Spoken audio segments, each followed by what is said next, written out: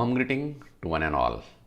Welcome to one and all in our tutorial Programming Logic and Technique with C Programming. And we are discussing about the algorithm where we are talking about what the iterative process for loop. We have already covered the two parts of our for loop, and in the today's sessions we are going to cover some more problems based on a for loop. These are some of the problems that we have covered in our last sessions. Okay, and now in the today's sessions we are going to discuss about what some additional problem using the for loop, and at the end we are going to discuss about the break and continue statement. Okay, so let's start with algorithm to print the sum between what the number 1 and 100. Okay, so everything has been given here over. So initially assume the value of sum is what 0. Okay, now for loop will start from what 1 to 100, and you need to perform what the sum of all the number. It means sum is equal to sum plus I. That's very simple. Okay, so initial value of I is what 1.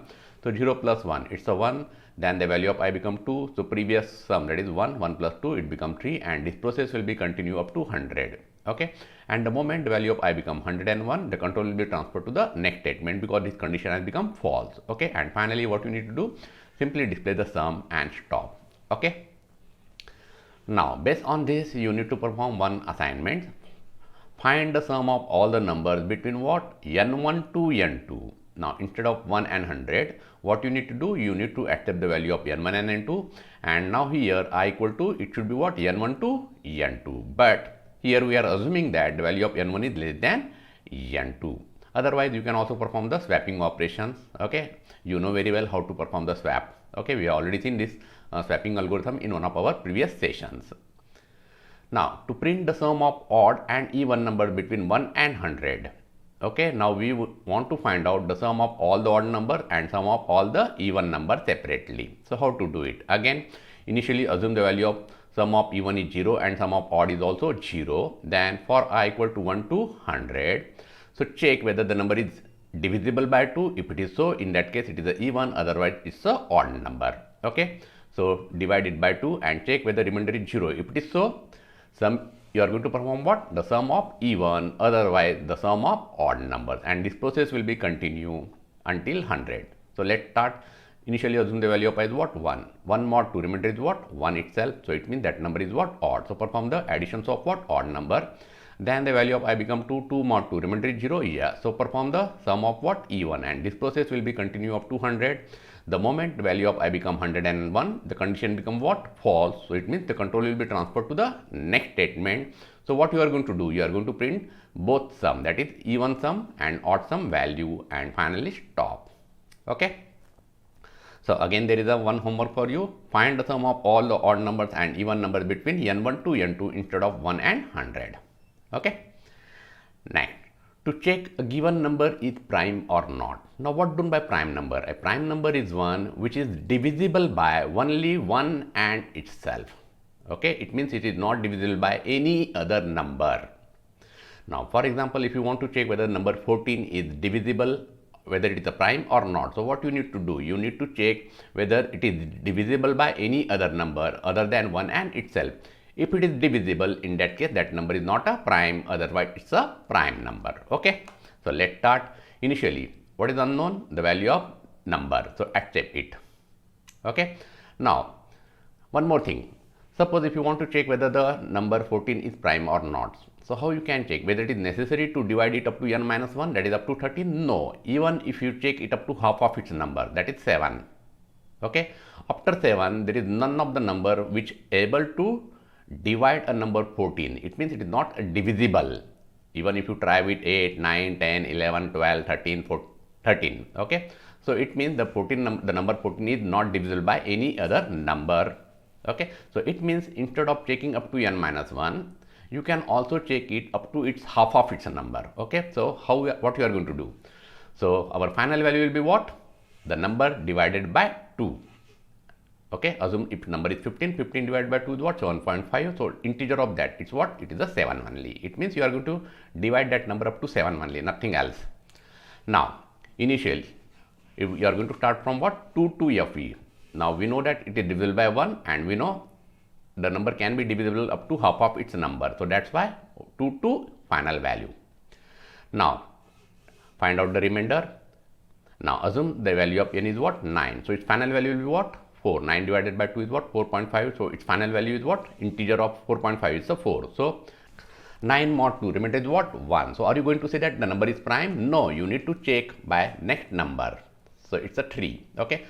The value of I is now 3. So 9 mod 3, remainder is 0? Yes. Okay. So if remainder is 0, what you need to do? You need to terminate this loop. So for that purpose, we have a statement called as break statement. So break statement helps you to terminate the current loop and transfer the control to the next statement that follows a for statement. So let's see. Break statement helps to terminate the loop and control transfer or continues executing with the next program statement that follows the statement called as for in this case. Okay. Now here what you need to check? You need to check whether the value of r is 0 after break. Yes. So it means the number is not prime. So number 9 is not a prime. Okay. Now try with some other number. Suppose the value of n is 7 and the final value will be what? 3, because 7 divided by 3 is 3.5. So integer of 3.5 is what? 3. Okay. So initially what is the value of I? It's a 2. 7 mod 2, remainder is what? 1. Is it 0? No. Then the value of I becomes 3. 7 mod 3, remainder is 0? No, it's a 1. So try with next number. So now our value of I is what? 4, while our final value is what? Only 3. It means this condition has become false. So control will be transferred to the next statement. Now check whether the value of r is 0 at any moment. No. Okay. No means what? Number is a prime, because that number is not divisible by any other number between 2 to 6. Okay. Because number is always divisible by 1 and itself. So that's why you need to check between what? 2 to n minus 1, or you can also check up to 2 to final value. That is, what is final value? The number divided by 2. It means half of the value of the original number. And finally stop. Okay.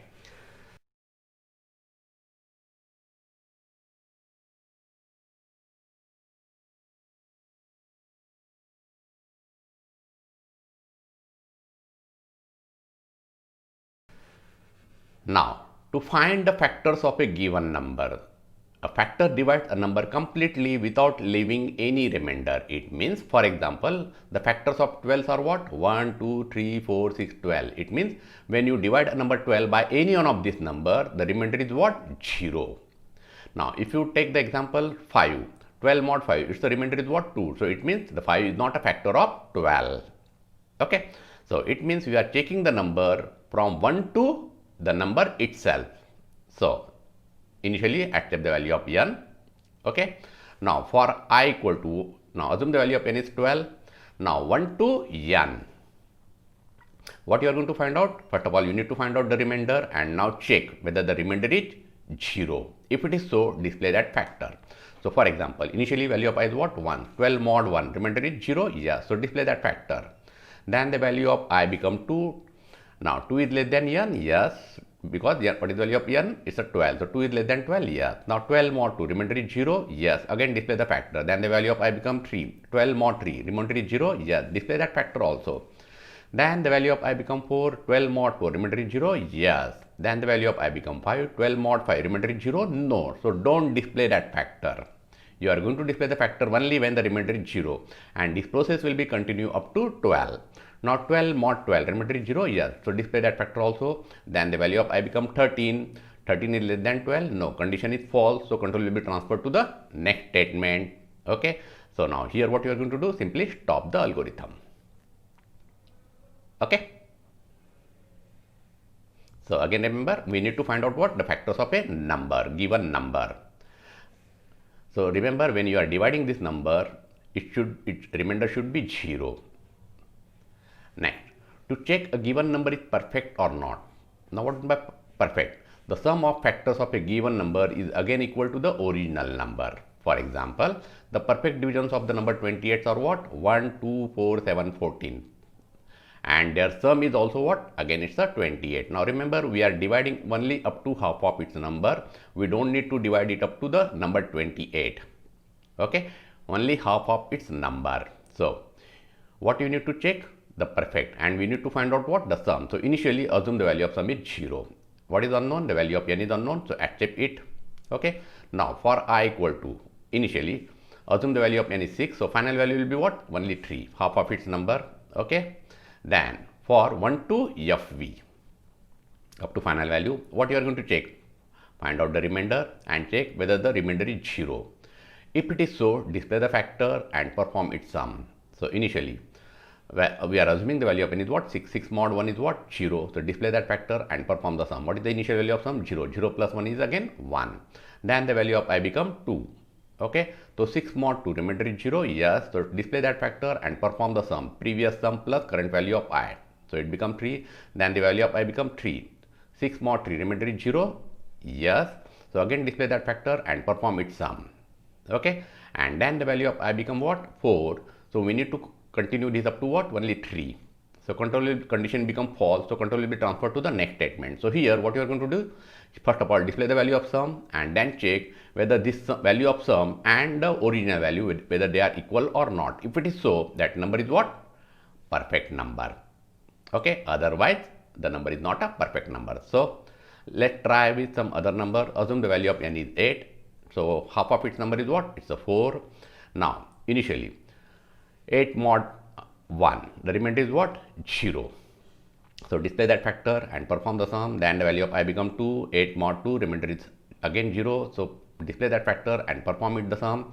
Then 8 mod 3, remainder is 0. No. So don't display the factor and don't perform the sum.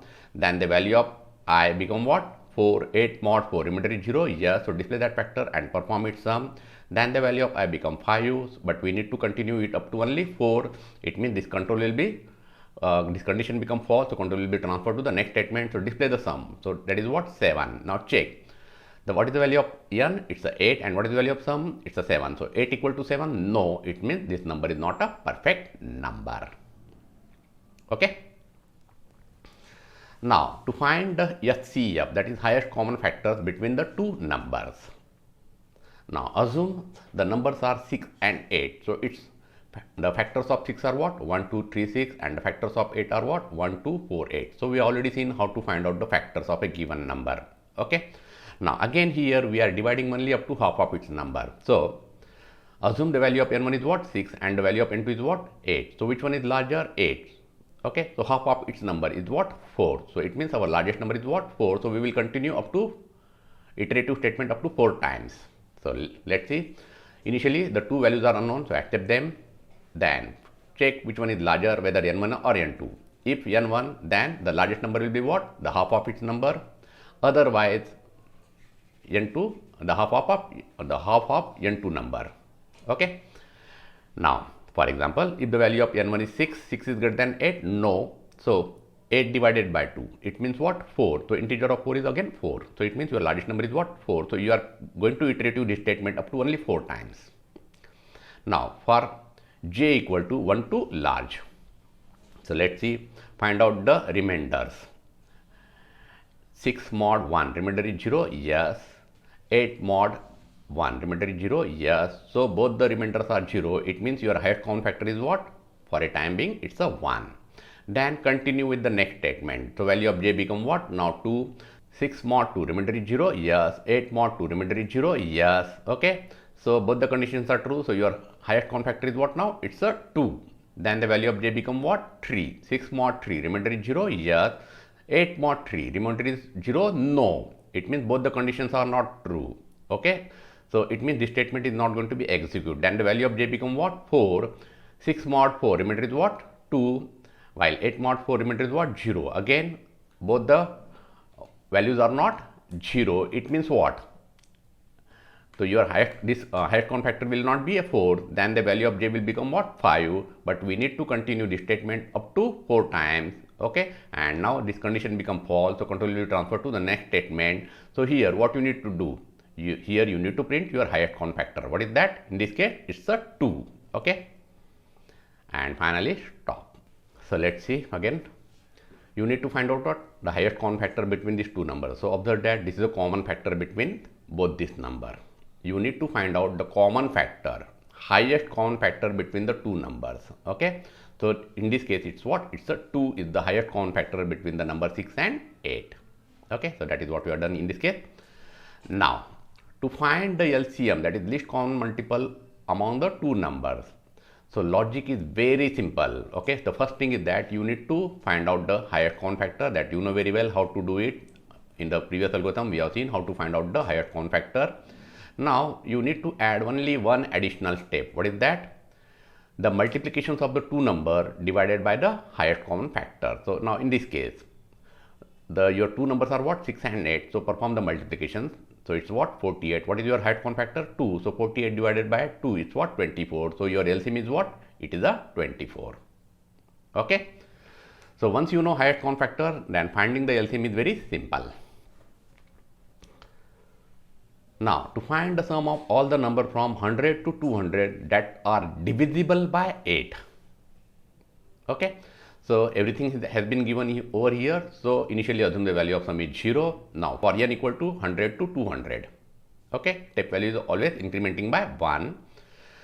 Check whether the number is divisible by 8 or not. If it is so, remainder is 0. It means perform the sum. Sum is equal to sum plus n. And this process will be continue from 100 to 200. For example, initially what is the value of n? It's a 100. 100 mod 8. Whether remainder is 0? No. So try with next number, and this process will be continue up to 200. The moment the value of n becomes 201, control will be transferred to the next statement. There what we are going to do? We are going to simply print the value of sum and stop. Okay. Now there is again assignment for you. Find the sum of all the number between n1 to n2. Okay, and assume the value of n1 is less than n2. Now find the sum of all the number from 10 to 35 that are not divisible by 5 or 7. Again read. To find the sum of all the number from 10 to 35 that are not divisible by 5 or 7. Okay. So initially assume the value of sum is 0. Now start the loop from n is equal to 10 to 35 and find out, first of all, check whether the number is divisible by 5 or not, and then check whether it is divisible by 7 or not. Okay. If the numbers are divisible, in that case, are you going to perform the sum? No, we need to perform the sum only when they are not divisible. It means now what should be happen? The control should be transferred to the what? Next iterative statement rather than executing the remaining statement. So for that purpose, we have a statement called as continue. So continue statement does what? It transfers the control to the next iteration of the loop by skipping all the statement written after the continue statement. Okay. So initially what is the value of n? 10. 10 mod 5 remainder is 0? Yes. 10 mod 7 remainder is 0? No. Now in OR what is going to happen? Whether the R1 value is 0? Yes. This condition is true. So in OR, if any one of the condition is true, overall condition is what? True. So continue. Continue means what?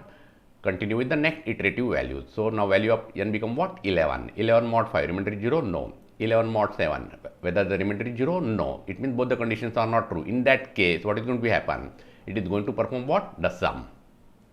It means initial value of sum is what? It's a 0, 0 plus 11. So new value of sum is what now? 11. Then again go back to the loop. And now the value of I become what? 12. Now please remember, here we are not written any continue statement, but even that the control is transferring to the next statement. So remember, writing a continue statement at the last statement within a looping statement is what? Optional. Okay. And now this process will be continue up to 35. The moment the value of n becomes 36, the control will be transferred to the next statement. And what we are going to do? We are going to print here the value of sum and stop. Okay. Now question arises, is it possible to write or is it possible to solve the same problem without using a continue statement? So yes, of course, yes. That is what we are going to discuss in our next problem. To find the sum of all the number from 10 to 35 that are not divisible by 5 or 7. Again, initially assume the value of sum is 0. For n equal to 10 to 35, okay, then find out the remainders, whether it is divisible by 5 and divisible by 7. Now, if the remainder is not zeros, if the number is not divisible by 5, it means its remainder is not 0, and similarly, if the number is not divisible by 7, it means its remainder is not 0. In that case only, what you need to do? You need to find out the sum. Okay. And then control will be transferred to the next statement. Now observe that we don't have any continue statement. Okay. And even though if you are written, what is going to be happen? The control will be transferred to the next statement only. So writing a continue statement as the last statement of the loop is optional. Okay, and now this process will be continue up to 35. The moment the value of n becomes 36, control will be transferred to the next statement and print the value of sum, and that's all. Okay, and now to find the sum of 1 plus 11 plus 111, 1111, and so on up to n terms. Okay, now remember here all the terms it consists of what? Number 1. So initially the value of sum should be what? 0. Now all the terms consist of what? Only 1. So assume the value of t is 1. Okay, and what is unknown? The number of terms. So accept the value of n. So assume the value of n is 4. It means you want to find out the sum of first 4 terms of this series. Okay, now for j equal to 1 to n, each time the step value will be incremented by 1. So what you are going to do? You are going to perform this operation. Sum is equal to sum plus t. So what is the value of sum? 0. 0 plus t. It's what? 1. So display that term. So it means what we have done, we have printed our first term. Now what you need to do, you need to generate this second term. So how you are going to do it? So t multiply by 10. What is the value of t? 1. 1 multiply by 10, 10. 10 plus 1 is what? 11. It means what you have done, you have generated the next term. Okay. Now the value of j will be increment, it become 2. Okay. So what is the previous value of sum? It's a 1. 1 plus 11, it is now 12. So display the term, that is you are printed here second term. Again generate the next term. So how you are going to do it? T, what is the value of t? 11. 11 multiplied by 10, it's 110 plus 1. So 111. Now the value of j will again increment, it will be become 3. Now 3 is less than 4, yes, again perform the sum. So previous sum, that is 12 plus 111, so it's a 123. Display the third term and again generate the next term, multiplying by what? 10. So 111 multiplied by 10, it's what? 1110 plus 1, it means it becomes 1111. Okay, then again the increment the value of j, so it will become 4. 4 is less than 4, not is equal. So again perform the sum, that is 123 plus 1111, so it becomes what? 1234. Display that term and again generate the next term. Okay, now the value of j become what? 5. 5 is less than 4, no. So control will be transferred to the next statement. So display what? The sum. Okay, and stop. Now what if it consists of 2 plus 22 plus 222 and so on? In that case the value of t should be what? 2. Now again there are 2 assignments for you and try it. Okay, so I hope that you understood all the problem that we have discussed in the current sessions. Remember that in order to become a master in algorithm, just try to understand why we have written such kind of statement by taking certain sample data. Instead of like I have taken here 4, you may try with 5, 6, something like that, and evaluate each and every algorithm and try to understand the purpose behind writing that particular statement. That is the only way to build the confidence, and then only you can become a master in the algorithm. Okay, so far we have solved almost 30 problems based on only for loop only. Okay, so I hope that you understood all the problems. Again in our next session we will discuss some more topics, and with that, thank you very much. Have a nice day.